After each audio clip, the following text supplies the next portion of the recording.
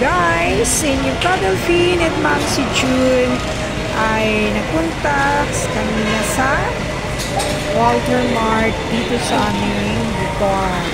Guys, katapos lang namin kumain sa Chongqing, dumaan kami sa Jollibee para umorder ng takeout para sa aking anak at sa aming dalawang aso, chicken, choy, and spaghetti. Nandito kami sa waiting area na Jollibee para hintayin namin ang aming order for takeout. Guys, ayan si Jollibee. Ang cute.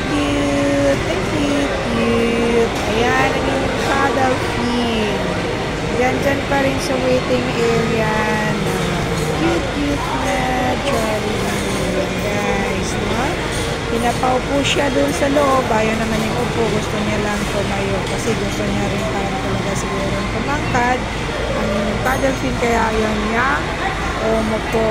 Ako naman ay pasyal dito, pasyal doon, pasyal dito, balik sa pwesto para maghintay na aming in-order.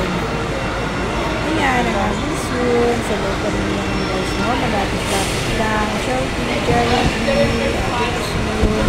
And then doon, maglakad kami papunta mamaya ng grocery ng available by break lang Ayan guys, nakuha ko na ang aming in-order na Chicken Joy ng spaghetti.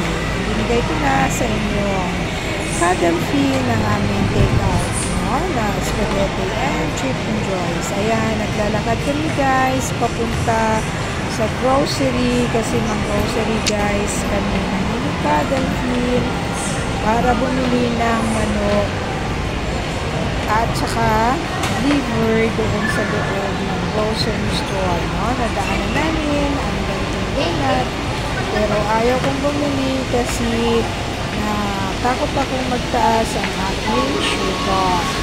Bumili ng Kadolphin. Pero dati, alam niyo guys, ang Dunkin' Donut na yan, bumibili ako ng Kadolphin. Ano? Balik lang?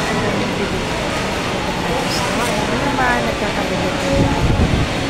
Ito na guys, papasok na kami ng Kadolphin sa loob ng grocery store para bumili kami ng manok. Pupunta kami sa chicken section. Kasi medyo mura-mura dito ang manok na binibili namin. Kaya tuwing ng grocery kami o namimili kami ng manok ay dito kami pupunta sa Walter Mart kasi magandang kanilang chicken dito. At saka medyo mura-mura pa siya guys.